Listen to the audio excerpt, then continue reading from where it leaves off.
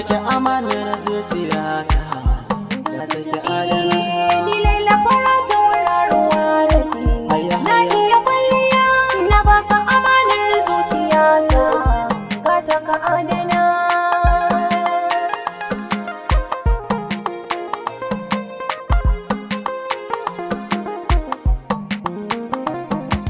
Bawa alamar hamzariya tafiya bisa gargada haka in na iso na ga wakilu na ganga majajawa izali rike ki da gaskiya bambarin kiki shawaya don haɗuwar mu da ni da ke in ci da mene damuwa mai kishi ke fitar dare ita tun ki ga mujiya aka soyayyar mu da ni da ke a kira mu da kirawa shi da ɗan uwa bai wa kowa ganuwa inda kiso ne da gaskiya ki sani a inuwa dole mu zama cikin shirya mai wani jinkiri haka mai ne manya ga marabe a ƙasa ba zai yi ma.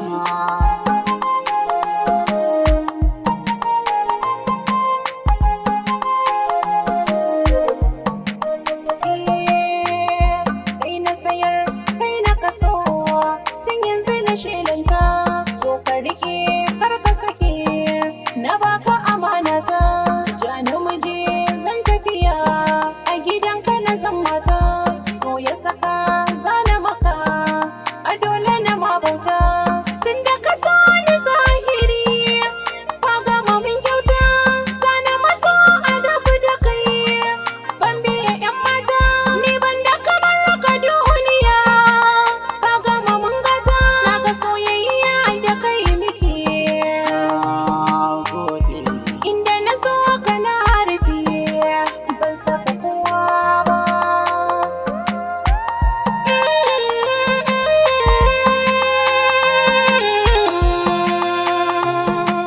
ban saka kowa ba.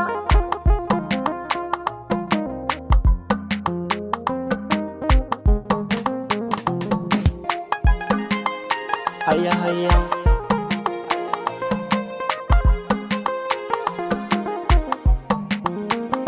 ya da matsayin sirki garan zan naɗa ki siruniya mata dole su martaba a daga kwalliya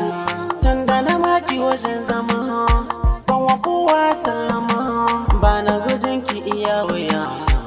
na sake a zuciya ni ba ne fushi da fushin wani so yana ga uwa da ɗa to ke sani in babu ke zan bar duniya na ya gudu babun zuwa gani ga tauraruwa mai kiwa ga kyan fara'a tamkar safiya aiko dole ke wanda na zayyana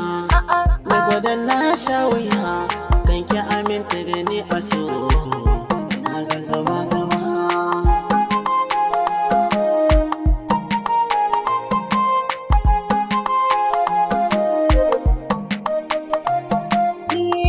soyayya ai sai da haka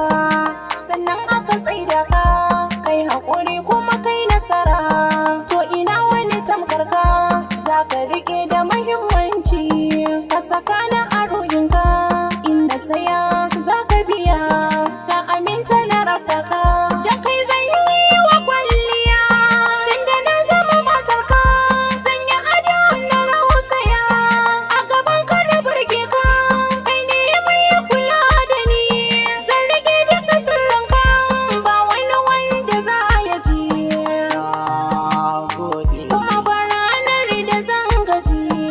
ba za ka yi kunci